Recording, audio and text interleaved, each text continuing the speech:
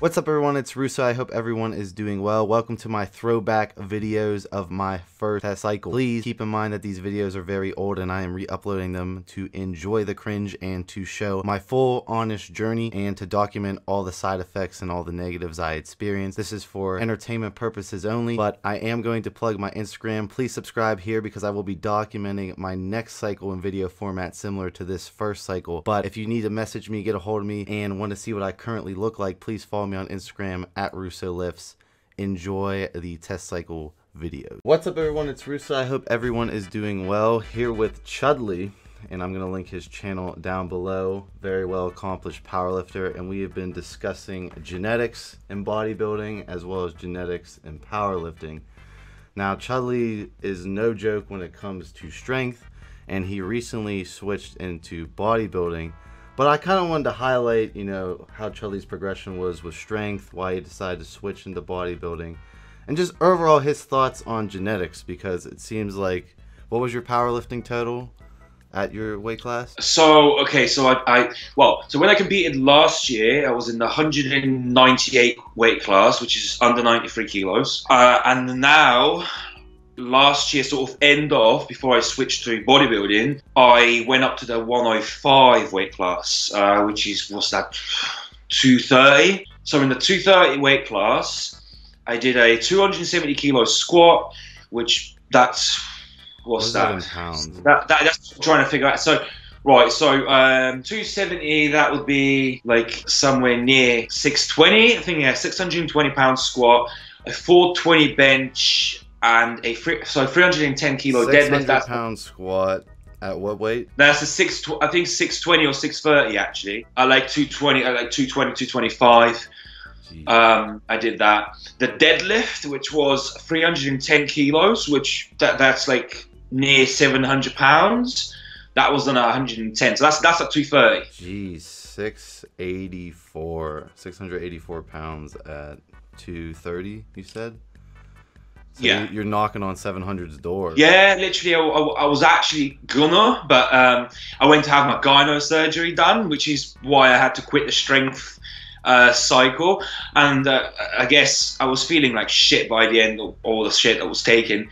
So how did you do your powerlifting cycle to peak it so you had like peak strength on your meet day? So I never followed a structured, I mean, I say never, like at first I used to follow a strength program, and after, like, the stronger I'd get, the less I would actually focus on stuff. So I'd literally walk into the gym, I'll know that I've got a really heavy set of squats, and I'll do that, and literally I'll just go by feel, just whatever I felt like, and I'll make sure that I hit the weight, and that's it. So you play it by feel each day. Huh? You play it by feel each day? Pretty much, yeah. Okay. So like a lot of people go by the RPE scale, which is like rate of perceived exertion, so how hard the lift feels. So I'll go by like sort of about 8 or 9, and I'll ramp up to whatever that set would say. If I'm going to do a set of 6, I'll make sure that that's an RP 8 or 9. So how long did it take you to build up to this level of strength? Because how old are you? 22, right? 21 years old. I'll be 22 end of July, so I'm yeah. I mean, that's a pretty significant amount of strength at that age. You're not going to a 700 pound deadlift and have over a 4-plate bench, right? 4.5. 420. So, like, where did you start? Where were your numbers? And then, do you think it was just your training style that led to this extreme progression, or like, what do you owe your extreme progression to? Genetics? So I would say that, yeah. The thing is that a lot of people ask, like, what's your programming? And I say, like, I don't program. Like, I literally just go by feel. I always say it's genetics, drugs, and hard work, because it takes it takes a lot to push yourself to that level. Unracking a 600 pound squat, it's not fun. Doing it for like reps. So again, it's having that mindset, but also mainly it's genetics and drugs. So when you first started naturally, what numbers did you get to before you went in? So okay, I started training at 17. Okay. And in my first year, so I got up to a 220 kilo deadlift, so 500 pound deadlift. At what age? by the time I started gear, I was almost 19. I had, a 500-pound deadlift, like a 420 squat, and my bench was about like 280 or something. So, so talking about, in pounds would be about what, 280, 300. And then, my what did I say? Deadlift, 500 pounds. So you had a pretty significant level of strength at 19. And then what 19 compounds have been your favorite to utilize for powerlifting? What compounds? Anabolics. So if I want to get really, really strong, really quickly, without gaining a lot of body weight, Tren is the first one to come to mind. So it's funny. I had a bet with one of my mates down here, and he said you can't hit a 300 kilo deadlift in 12 weeks, which was 675 pounds, right? So he said you can't do it. I don't think you can. So we set a bet, and the week before I went in and I did 290 kilos. So obviously 20 pounds under what my target was going to be. So I said, and that was a grinder. Like I barely got it up. I can link you the videos as well, so you can actually show it. I'll overlay them. So 290, right? I said, right, so I've got a week to hit that. I started Tren. Within a week, I hit 300, and I got 305 up. And obviously, I hitched it, but I got it up. 2 weeks after, I got 310. Oh, you see, so the strength was crazy. Like I added so much fucking strength in that time purely from the Tren. What was your dosage scheme? Was it acetate or enanthate? Acetate, yeah, acetate. I always, acetate because it's fast acting. So, it didn't take that long for it to kick in. I reckon within 2 to 3 days, I was just, I was already getting stronger. And then, did you have a lot of side effects associated with that? It's funny. A lot of times I don't get on with Tren a lot because it does give me a lot of side effects. Like I'm really sensitive to it, and I can't take a lot of it, and for a long time. So I've got to do it for like short bursts. But when I do, I get really fucking strong on it. Like it's definitely works. I mean, did that ever make you nervous? Because, like, that is a significant strength jump. Like, were you nervous that it was because you hit those numbers before that, your tendons and everything else could keep up with, I mean, because you're progressing at an extreme amount of strength. I was taking GH at the time as well, which I like to think that it was helping as well. But yeah, I guess that much weight on, and that's why I always kept my strength cycles quite short. So I'll do about 8-week cycles, which is not very long for for an advanced powerlifter. It's not long at all because it's not enough time to progress enough. But I just get so OCD about it, and I'm literally just at every single session I've got to be like, I've got to progress, and I keep slapping on more and more weight, and that literally, you're always feeling beat up. I make sure to get my massages done and all that stuff. So when I'm on, I make sure that I've got all that down. But at the same time, it's definitely one of the things that you've got to take into account for sure. So you're saying you play it by feel, which like most powerlifters I meet are like super OCD, but like they'll get the half plates, they got their plan, they got their sets. If they miss one set, it ruins their workout. You really seem to like just play it by feel and like adapt your workouts to how you feel. Do you feel like that plays a role, or have you had a bad experience with trying like the stereotypical like start really light with a lot of volume and slowly you shrink it down till you peak? Yeah, loads of people do that. Like again, I mean, I'm not a powerlifting expert. I'm just asking. Oh, the thing is, I have tried it. So when I first started getting into powerlifting, because obviously I had no clue what program should I get into? Should I do that or should I do this? And then what I did is I just got on a basic 5x5.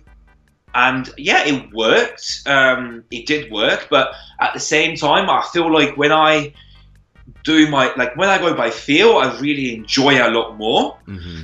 and I progress more that way. Like I'm because people are like, well, a traditional sort of program would be like, say, squat 3 times a week, you bench twice a week, you deadlift once a week, and you've got certain days set for when you've got to do them, and I can't do that. Like, I'll literally decide what I want to do half an hour before I go train. That's how I do it. And then what are your long-term goals in powerlifting? Because I mean, you're already at the extreme, in my opinion, the extreme weights. To be fair, right now I could not care less about powerlifting. Like, this year is all about gaining muscle. So this entire year I'm not gonna do anything powerlifting related. So right now I could not even care less. Like, and I think that's quite good. Like, I can literally just switch. Like, I'll go from 1 rep maxes to literally not even caring about how much I'm lifting, as long as I'm obviously stimulating the muscle, which is what I'm trying to do with bodybuilding right now. So I don't get like the ego sort of mindfuck of, oh, I can do 405 on the bench and I'm only doing 225 per set of 10. It's a different goal, different mindset. Exactly. So right now, I literally could not care less about powerlifting, but I guess long term, ideally, I'd want to hit a 400 kilo deadlift. The deadlift is my best lift, and I progress quite quickly at it. So 400 kilos, that's what, like 900 pounds? Yes. 881 pounds. Right. 880, that's it. Woo. So that's something that I'd want to do. Yeah. To be fair, it's a lot. The weight class of 220 to 230, you don't plan on, are you trying to get bigger to do that, or are you trying to stay around that weight? Yeah, the next time I compete in powerlifting, I'm probably going to be in the 245 weight class for sure. So yeah, for sure, yeah. You can obviously cut weight. So usually I'm at 230, 235, like on a sort of walking around weight. And obviously you can do some, like, just the same way in bodybuilding, you can suck down, like you can cut down 10, 15 pounds, water cut, stuff like that, week out, and make weight. And the untested feds, most of them have a 24-hour weigh-in. So you can weigh in the night before, the day before, and you can refeed in, say weigh in at, a 220, and then step on a platform, at 235, if you do it properly. What are your biggest tips on meet day? Because I mean, actual going and competing in a meet is a whole different ball game than like hitting your PRs in the gym. Like, you got to hit 3 like massive ass lifts and you only get 3 attempts. Like, what are your biggest tips on staying calm? Yeah. So first, make sure that you're not over, like, you set realistic standards for your openers. So for example, a lot of people jump, make quick jumps, and or they'll open too heavy, and failing on your first lift on your first attempt, that's the worst feeling ever. So make sure that, say, something that you can hit on any day at, as a triple, like, no matter what. Like, if someone wants to put a gun to your head, like, and not even that, it should be something that you can easily hit on any day. So that should be one thing that you should always do. I guess have all of the equipment and the stuff, like, as your federation requires. So a lot of people don't actually read up what bar you're competing with, what you're using, this and that. So they'll take things that's not allowed. Obviously that can throw you off a lot. Warming up, I always say to people, do what you normally do before training, like in the gym. So for example, if it takes you 3 sets to ramp up to your working weight or your 1 rep max, do that. Don't, because a lot, everybody warms up in the same time. So don't, go in with what everybody else is doing. So people might be warming up with 6 sets. Don't do that. You know, pick the right attempts. The third attempt should always be, and obviously unless you fail your second one, the third attempt should always be something that you've never hit before. And yeah, just sort of have people around that you know, like sort of your friends or whatever. I guess, you know, that's pretty much what I can think of off the top of my head right now. And then what would be your biggest tips on people who want to start into strength training? Because building the strength base is probably the trickiest part. Like, as you get stronger, like, the weights start to feel, in my opinion, a little bit more of the same. Like, once you have your movement patterns down with your squat, everything feels a lot lighter for me. And once I got my movement pattern down for my bench and my deadlift, you know, it's a lot easier to progress. Like, what tips do you have for people who are just starting with these movement patterns? Because, I mean, the deadlift movement pattern is one of the most technical movement patterns in all of lifting, in my opinion. Yeah, so the earlier you actually learn how to do the lifts properly, the better. But I think focusing on a really basic routine, like the 5x5, for example, is a really good way to sort of get yourself into that, because the 5x5 a lot of times gets you starting at a weight which is almost too light and you think a waste of time, because you're not actually progressing for the first 2 to 3 weeks, maybe even more, as in the weight doesn't get heavy enough. But that's enough time for you to mess about with the technique and find out what your, like, how your leverages favor, like in what way, you know, what's the best way for you. So getting on a really basic routine is probably your best bet. And then I will wrap up with this question, since this is an enhanced bodybuilding channel. Like, when you add in the anabolics and you come off, how much does your strength differ in the gym? Is it the amount of reps? Like, does it marginally go down 15%? Because, I mean, there's people who say, like, oh, the minute he goes off, he loses all his strength. Which, in my opinion, in PCT, like, yeah, I lose strength, but I'm still strong as shit after, because I have a strength base, and I'm still lifting heavy the whole time in PCT. So someone with almost a 700-pound deadlift, like, what happens when, you know, your little trend blast to peak strength tapers off? How much does your strength go down? Yeah, I think a lot of it is mental. Most people just find excuses not to do it, because obviously it's not fun. You know, it's not fun coming into the gym and, you know, picking up 700 pounds off the floor. So a lot of people just use that as an excuse. I personally don't think that I've lost a lot of weight. In fact, when I came back from my gyno surgery a month after, you know, I hit a 675 for a double in the gym. Wow. And yeah, that's like no decrease whatsoever. I came off everything. So yeah, like I said, a lot of people just use that as an excuse, I think. Yeah, I think that's a great example on how important a strength base is to your overall lifting career. Because, I mean, his gains in strength isn't all from the enhancement. It's only used as an enhancement, not as everything. I reckon I could come off and still keep majority of my strength. I think strength is actually easier to keep, and also you can get really strong naturally. Yeah, I agree on both of those, 100%. Yeah. So there's only a limit to how big you can get naturally, but you can get really, really strong naturally. So you can keep the strength a lot more easily, I reckon. All right, well, that was Chudley. I will link his IG down below. He's really active on it and does Q&As like I do on my Instagram, and you can also direct message him if you have any strength-based questions or any anabolics questions.